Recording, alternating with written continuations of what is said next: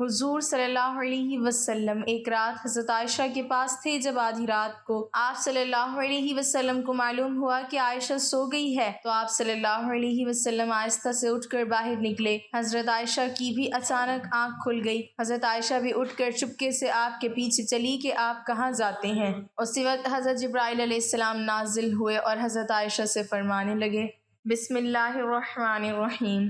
حضرت حذیفہ بن یمان رضی اللہ تعالیٰ عنہ سفر کر رہے تھے۔ کفار جنگ بدر کے لیے مکہ سے نکلے۔ کفار نے راستے میں حضرت حذیفہ رضی اللہ تعالیٰ عنہ کو گرفتار کر لیا۔ آپ سے پوچھا گیا، آپ کہاں جا رہے ہیں؟ حضرت حذیفہ رضی اللہ تعالیٰ عنہ نے عرض کیا، مدینہ منورہ۔ کفار نے ان سے کہا، اگر آپ وعدہ کرو آپ جنگ میں شریک نہیں ہوں گے تو ہم آپ کو چھوڑ دیتے ہیں۔ حضرت حذیفہ رضی اللہ تعالیٰ عنہ نے وعدہ کر لیا۔ یہ اس کے بعد سیدھے مسلمانوں کے لشکر میں پہنچ گئے۔ مسلمانوں کو اس وقت مجاہدین کی ضرورت بھی تھی، جانوروں کی بھی، ہتھیاروں کی بھی، لیکن جب حضرت حذیفہ رضی اللہ تعالیٰ عنہ کے وعدے کے بارے میں علم ہوا تو مدینہ بھجوا دیا گیا اور فرمایا، ہم کافروں سے معاہدے پورے کرتے ہیں اور ان کے مقابلے میں صرف اللہ تعالیٰ سے مدد چاہتے ہیں۔ نجران کے عیسائیوں کا 14 رکنی وفد مدینہ منورہ آیا۔ رسول اللہ صلی اللہ علیہ وسلم نے عیسائی پادریوں کو نہ صرف ان کی روایتی لباس میں قبول فرمایا بلکہ انہیں مسجد نبوی میں بھی ٹھہرایا اور ان کو ان کے عقیدے کے مطابق عبادت کرنے کی اجازت بھی دی۔ یہ عیسائی وفد جتنا عرصہ مدینہ منورہ میں رہا، یہ مسجد نبوی صلی اللہ علیہ وسلم میں مقیم رہا اور مشرق کی طرف منہ کر کے عبادت کرتا رہا۔ حضرت سعد بن عبادہ رضی اللہ تعالیٰ عنہ نے فتح مکہ کے وقت مدنی ریاست کا جھنڈا اٹھا رکھا تھا۔ یہ مکہ میں داخل ہوتے وقت جذباتی ہو گئے اور انہوں نے حضرت سفیان رضی اللہ تعالیٰ عنہ سے فرمایا، آج لڑائی کا دن ہے، آج کفار سے جی بھر کے انتقام لیا جائے گا۔ آپ صلی اللہ علیہ وسلم نے سنا تو ناراض ہو گئے، ان کے ہاتھ سے جھنڈا لیا، ان کے بیٹے قیس رضی اللہ تعالیٰ عنہ کے سپرد کیا اور فرمایا، نہیں، آج لڑائی نہیں، رحمت اور معاف کرنے کا دن ہے۔ مدینہ میں تھے تو مکہ میں قحط پڑ گیا۔ مدینہ سے رقم جمع کی، خوراک اور کپڑے اکٹھے کیے اور یہ سامان مکہ بھجوایا اور ساتھ ہی اپنے اتحادی قبائل کو ہدایت کی، مکہ کے لوگوں پر برا وقت ہے، آپ لوگ ان سے تجارت ختم نہ کریں۔ مدینہ کے یہودی اکثر مسلمانوں سے یہ بحث چھیڑ دیتے تھے کہ نبی کریم صلی اللہ علیہ وسلم فضیلت میں بلند ہیں یا حضرت موسیٰ علیہ السلام۔ یہ معاملہ جب بھی دربار رسالت میں پیش ہوتا تو رسول اللہ صلی اللہ علیہ وسلم مسلمانوں سے فرماتے، آپ لوگ اس بحث سے پرہیز کیا کریں۔ ثمامہ بن آسال نے رسول اللہ صلی اللہ علیہ وسلم کو قتل کرنے کا اعلان کر رکھا تھا۔ یہ گرفتار ہو گیا، اسلام قبول کرنے کی دعوت دی، اس نے انکار کر دیا۔ یہ 3 دن قید میں رہا، اسے 3 دن دعوت دی جاتی رہی، یہ مذہب بدلنے پر تیار نہ ہوا تو اسے چھوڑ دیا گیا۔ اس نے راستے میں غسل کیا، نیا لباس پہنا، واپس آیا اور دست مبارک پر بیعت کر لی۔ ابو العاص بن ربیع آپ صلی اللہ علیہ وسلم کے داماد تھے۔ رسول اللہ صلی اللہ علیہ وسلم کی صاحبزادی حضرت زینب رضی اللہ تعالیٰ عنہ ان کے نکاح میں تھیں۔ یہ کافر تھے، یہ تجارتی قافلے کے ساتھ شام سے واپس مکہ جا رہے تھے۔ مسلمانوں نے قافلے کا مال چھین لیا، یہ فرار ہو کر مدینہ آ گئے اور حضرت زینب رضی اللہ تعالیٰ عنہ کے گھر پناہ لے لی۔ صاحبزادی مشورے کے لیے بارگاہ رسالت میں پیش ہو گئیں۔ رسول اللہ صلی اللہ علیہ وسلم نے فرمایا، ابو العاص کی رہائش کا اچھا بندوبست کرو مگر وہ تمہارے قریب نہ آئے کیونکہ تم اس کے لیے حلال نہیں ہو۔ حضرت زینب رضی اللہ تعالیٰ عنہ نے عرض کیا، ابو العاص اپنا مال واپس لینے آیا ہے۔ مال چھیننے والوں کو بلایا اور فرمایا گیا، یہ مال غنیمت ہے اور تم اس کے حقدار ہو، لیکن اگر تم مہربانی کر کے ابو العاص کا مال واپس کر دو تو اللہ تبارک و تعالیٰ تمہیں اجر دے گا۔ صحابہ کرام نے مال فوراً واپس کر دیا۔ قریش مکہ کی جانب سے اسلام کی دعوت کو ٹھکرانے اور اس کی راہ میں رکاوٹیں حائل کرنے کے بعد حضرت محمد صلی اللہ علیہ وسلم نے مکہ کے علاوہ دیگر مقامات میں دعوت دین حق پھیلانے پر غور کیا اور اس مقصد کے لیے ان کا پہلا انتخاب مکہ کا قریبی شہر طائف تھا۔ آپ صلی اللہ علیہ وسلم نے بعثت کے 10ویں سال طائف کا سفر شروع کیا جو سفر طائف کہلاتا ہے۔ 10 سال مکہ میں دین حق کی دعوت دینے کے باوجود بے جا مخالفت اور قریش کی ستم ظریفیاں حضرت محمد صلی اللہ علیہ وسلم اور مسلمانوں کی راہ میں بدستور حائل تھیں۔ حضرت صلی اللہ علیہ وسلم کو اس بات کا بخوبی علم تھا کہ قریش جو کافی عرصے سے شرک اور بت پرستی کرتے تھے، اتنی جلدی پیغام حق قبول نہیں کر سکتے۔ اسلام کی تبلیغ کے لیے آپ صلی اللہ علیہ وسلم کی نظر انتخاب طائف پر پڑی۔ اور اہل طائف کے کانوں تک توحید کی آواز پہنچانے کے لیے آپ نے بعثت کے 10ویں سال حضرت زید بن حارثہ رضی اللہ تعالی عنہ کو ساتھ لے کر طائف کا سفر کیا۔ طائف مکہ سے 50 میل کے فاصلے پر مشرق کی جانب ایک پہاڑی علاقہ ہے، لیکن ان تک دعوت توحید پہنچی تو اہل مکہ کی طرح وہ بھی نہ صرف اس نئے دین کو قبول کرنے پر تیار نہ ہوئے بلکہ آپ کے ساتھ نازیبا سلوک کرنے میں قریش سے بھی 2 قدم آگے نکل گئے۔ آپ صلی اللہ علیہ وسلم وہاں بنو ثقیف کے 3 معزز لوگ عبد، مسعود اور حبیب جو تینوں بھائی تھے اور عمرو بن عمیر بن عوف کے لڑکے تھے ان سے ملے، لیکن انہوں نے نہایت بے رخی اور بد اخلاقی کا ثبوت دیا اور ہر طرح آپ صلی اللہ علیہ وسلم کے ساتھ نازیبا سلوک کیا اور آوارہ لڑکوں کو آپ صلی اللہ علیہ وسلم کے پیچھے لگا دیا، جنہوں نے آپ صلی اللہ علیہ وسلم کو پتھر مار مار کر زخمی کر دیا حتیٰ کہ آپ کے نالین مبارک لہو سے بھر گئے۔ ابن حشام بیان کرتے ہیں کہ زخموں سے چور جب حضور اکرم صلی اللہ علیہ وسلم اور حضرت زید رضی اللہ تعالی عنہ ایک باغ میں پناہ گزین تھے تو عتبہ نے انگوروں کا ایک خوشہ اپنے غلام عداس سے بھجوایا۔ حضور صلی اللہ علیہ وسلم نے بسم اللہ الرحمن الرحیم کہہ کر منہ میں رکھا۔ عداس نے حیرت سے کہا یہ کلام تو یہاں کے باشندے نہیں بولتے۔ حضور صلی اللہ علیہ وسلم نے عداس سے پوچھا کہ تم کہاں کے ہو اور کس مذہب سے تعلق رکھتے ہو؟ اس نے عرض کیا میں مسیحی ہوں اور نینوا کا رہنے والا ہوں۔ آپ نے اسے اسلام کی دعوت دی اور وہ مسلمان ہو گیا۔ اسی سفر سے واپسی پر جنوں کی ایک جماعت نے اسلام قبول کیا۔ سفر طائف آپ صلی اللہ علیہ وسلم کی حیات طیبہ کا ایک اہم واقعہ ہی نہیں بلکہ ایک انقلابی موڑ بھی ہے۔ اس سفر ہی میں طائف کے لوگوں نے اعلان حق قبول نہ کیا اور زخموں سے چور کر دیا۔ دوسری طرف ایک غلام نے اسلام قبول کیا۔ طائف کا سفر رسول اللہ صلی اللہ علیہ وسلم کے لیے ذاتی اعتبار سے امتحان اور آزمائش ہے، اسی لیے حضور اکرم صلی اللہ علیہ وسلم نے اسے غزوہ احد سے زیادہ سخت دن قرار دیا ہے۔ حضرت عائشہ صدیقہ رضی اللہ تعالی عنہ نے ایک دن رسول اللہ صلی اللہ علیہ وسلم سے پوچھا زندگی کا مشکل ترین دن کون سا تھا؟ فرمایا وہ دن جب میں طائف گیا اور لوگوں نے شہر کے بچے جمع کر کے مجھ پر پتھر برسائے، میں اس دن کی سختی نہیں بھول سکتا۔ حضرت عائشہ صدیقہ رضی اللہ تعالی عنہ آپ ہمیشہ عبادات کے معاملے میں حضور اکرم صلی اللہ علیہ وسلم کی پیروی کرنے کی کوشش کرتی تھی۔ حضور رات میں بیدار ہو جاتے اور تہجد کی نماز ادا کرتے۔ آخری پہر میں آپ حضرت عائشہ کو بھی بیدار فرما دیتے اور اٹھ کر حضور اکرم صلی اللہ علیہ وسلم کے ساتھ نماز ادا کرتی۔ نبی کریم طویل صورتیں تلاوت فرماتے، اتنے میں سحر کا وقت ہو جاتا تو فجر کی سنتیں پڑھ کر لیٹ جاتے اور حضرت عائشہ سے باتیں کرتے، پھر نماز فجر کے لیے باہر نکل جاتے۔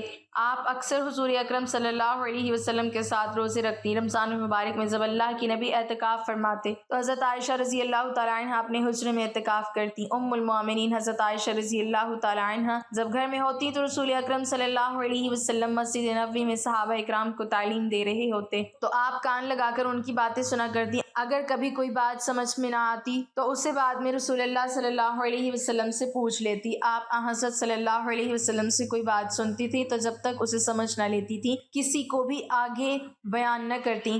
حضرت آپ سے بے حد محبت فرمایا کرتے تھے۔ آپ چونکہ کم سنی اور کم عمری میں رخصت ہو کر آئیں تو آپ کے ذوق کو پیش نظر رکھتے ہوئے حضور آپ سے ہلکی پھلکی اور مزہ سے بھرپور گفتگو بھی کیا کرتے تھے اور آپ کو دل بہلانے کے مواقع بھی فراہم کیا کرتے تھے۔ ایک مرتبہ حضرت عائشہ ایک سفر میں حضور کے ساتھ تھیں۔ آپ نے تمام صحابہ کو آگے بڑھنے کا حکم دیا اور حضرت عائشہ سے فرمایا کہ آؤ دیکھیں کون دوڑ میں آگے نکل جاتا ہے۔ حضرت عائشہ اس وقت دبلی پتلی تھیں، دوڑ میں رسول پاک صلی اللہ علیہ وسلم سے آگے نکل گئیں۔ حضرت عائشہ فرماتی ہیں کہ اب میرا بدن بھاری ہو گیا تھا، دوڑ میں حضور مجھ سے آگے نکل گئے۔ آپ نے فرمایا عائشہ یہ اس دن کا جواب ہے۔ اس بات سے اندازہ لگایا جا سکتا ہے کہ نوجوان بیوی کے جذبات اور خوشیوں کا خیال رکھنے کے اس سلسلے میں حضرت کے طرز عمل میں کیسا زبردست اور مثالی نمونہ ہے۔ ایک بار حضرت عائشہ نے آٹا پیسا اور اس کی ٹکیاں بنا کر پکائیں تو حضور گھر تشریف لائے تو نماز ادا کرنے لگے۔ آپ کے انتظار میں کہ نماز مکمل ہو تو ٹکیاں آپ کے آگے رکھوں۔ حضرت عائشہ کی آنکھ لگ گئی۔ اس دوران پڑوس کی ایک بکری گھر میں چلی آئی اور ساری ٹکیاں کھا گئیں۔ حضرت عائشہ جب بیدار ہوئی تو بکری کو مارنے کے لیے دوڑی۔ رسول پاک صلی اللہ علیہ وسلم نے آپ کو روک دیا اور فرمایا کہ اے عائشہ ہمسائے کو تکلیف نہ دو۔ حضرت عائشہ جب حضور اکرم کی زوجیت میں آئیں تو آپ کی پہلی زوجہ محترمہ سے 4 بیٹیوں میں سے 3 کی شادی ہو چکی تھی، یعنی حضرت زینب، حضرت رقیہ، حضرت ام کلثوم رضی اللہ عنہ۔ ایک صحابی حضرت فاطمہ رضی اللہ تعالی عنہ کا نکاح حضرت علی رضی اللہ اللہ تعالیٰ عنہ سے ہوا۔ اس موقع پر حضرت عائشہ نے خاص طور پر سامان درست کیا، مکان لیپا، بستر لگایا، اپنے ہاتھ سے کھجور کی چھال دھن کے تکیے بنائے، سہارے اور منقع دعوت میں پیش کیے، لکڑی کی الگنی بنائی تاکہ اس پر پانی کی مشک اور کپڑے لٹکائے جا سکے۔ حضرت عائشہ فرماتی ہیں فاطمہ کے بیاہ سے اچھا بیاہ میں نے آج تک نہیں دیکھا۔ حضرت صلی اللہ علیہ وسلم حضرت عائشہ کو بہت محبوب رکھا کرتے تھے۔ ایک بار ایک سفر میں حضرت عائشہ کا اونٹ بھٹک گیا اور بھاگنے لگا، حضور بے قرار ہو گئے۔ ایک بار حضرت عمر بن عاص نے حضور سے دریافت فرمایا کہ آپ دنیا میں سب سے زیادہ کس کو محبوب رکھتے ہیں؟ تو آپ نے جواب میں فرمایا عائشہ کو۔ تو حضرت عمر بن عاص نے عرض کیا کہ مردوں کی نسبت سوال ہے تو یہ نہیں فرمایا کہ ابو بکر صدیق رضی اللہ تعالیٰ عنہ، بلکہ کہا عائشہ کے باپ کو۔ سفر 11 ہجری میں آپ صلی اللہ علیہ وسلم بیمار ہو گئے۔ آپ حضرت میمونہ رضی اللہ تعالیٰ عنہ کے گھر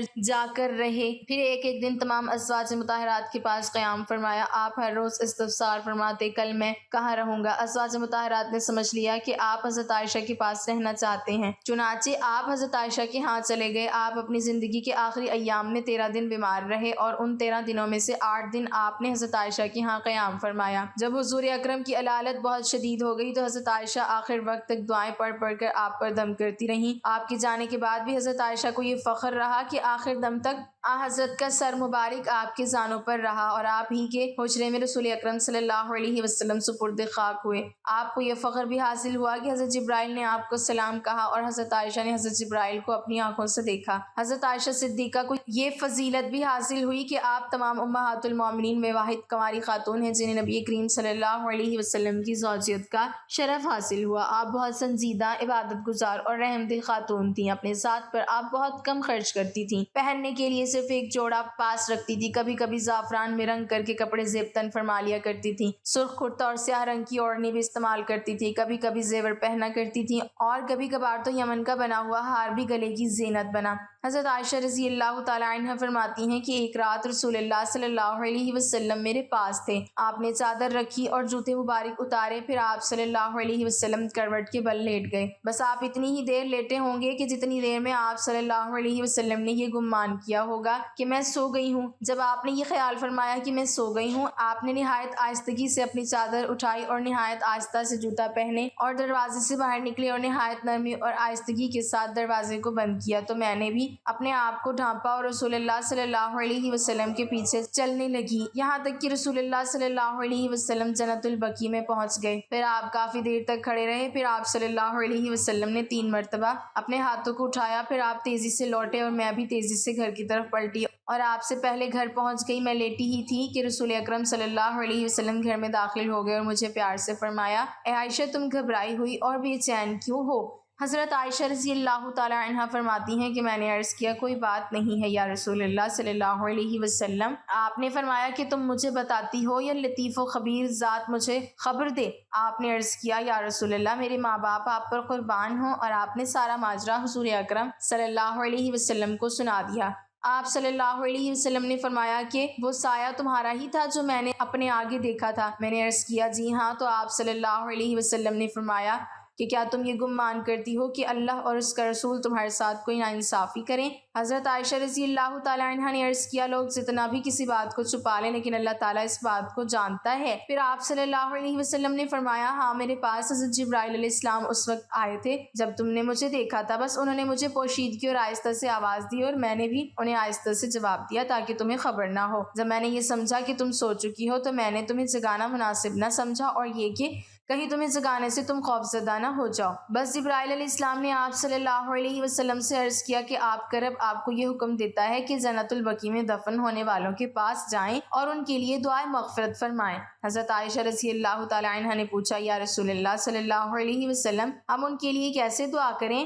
آپ صلی اللہ علیہ وسلم نے فرمایا تم یوں کہو سلامتی نازل ہو مومن مسلمان مردوں اور عورتوں پر جو ان گھروں میں رہتے ہیں یعنی قبروں میں دفن ہیں، اور اللہ تعالیٰ رحم فرمائے ہم میں سے ان لوگوں پر جو موت میں ہم سے سبقت لے گئے ہیں اور ان پر بھی جو ان کے پیچھے رہ گئے ہیں یعنی زندہ ہیں، اور بے شک ہم ایک دن انشاءاللہ تم سے ملنے والے ہیں یعنی ہم بھی موت کا ذائقہ چکھ لیں گے۔ حضرت عیسیٰ علیہ السلام ایک مرتبہ اپنی سیر و سیاحت میں تھے کہ انہوں نے ایک بلند پہاڑ کی طرف دیکھا۔ اس پہاڑ کی چوٹی پر ایک ایسا سخت پتھر دیکھا جو دودھ سے زیادہ سفید تھا، وہ اس کے گرد پھرنے لگے۔ اس کے بعد اللہ تعالیٰ نے ان کے پاس وحی بھیجی، اے عیسیٰ علیہ السلام جو کچھ تم دیکھ رہے ہو کیا میں اس سے بھی زیادہ تعجب کی بات تمہارے تمہارے واسطے ظاہر اور بیان نہ کروں؟ حضرت عیسیٰ علیہ السلام نے فرمایا ہاں اے میرے رب۔ اس کے بعد وہ پتھر شق ہوا اور اس سے ایک ایسا بزرگ ظاہر ہوا جس کے بدن پر بال کا کرتا تھا، اس کے ہاتھ میں سبز چھڑی تھی اور اس کی آنکھوں کے سامنے انگور تھے، اور وہ کھڑا نماز پڑھ رہا تھا۔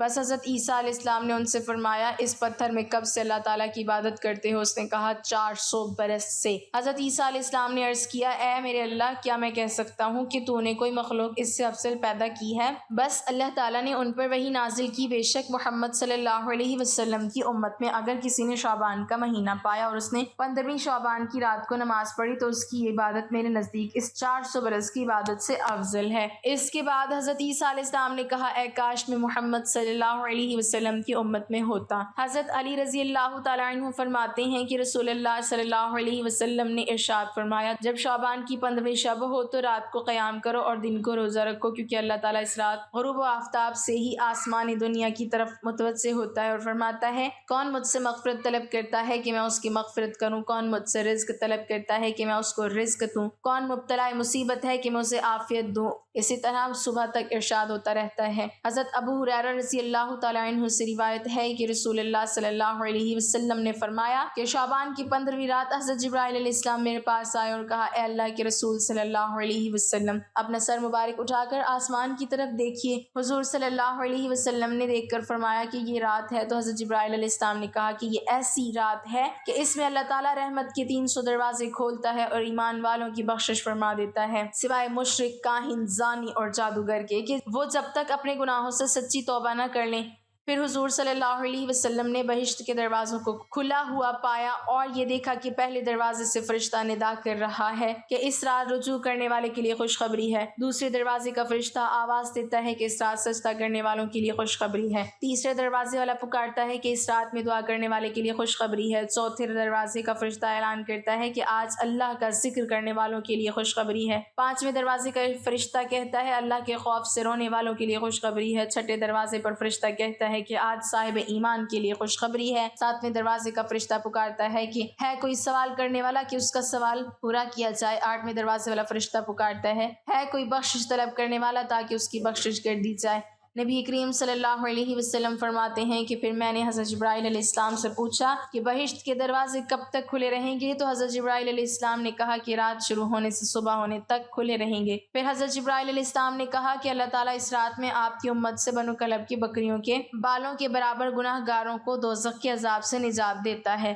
اللہ پاک ہمیں بہتر عمل کرنے کی توفیق عطا فرمائے اور ہمیں نیکوکاروں میں شامل کرے، آمین ثم آمین۔ ناظرین کمنٹ باکس میں اللہ تعالیٰ کے 99 ناموں میں سے ایک نام ضرور ٹائپ کریں۔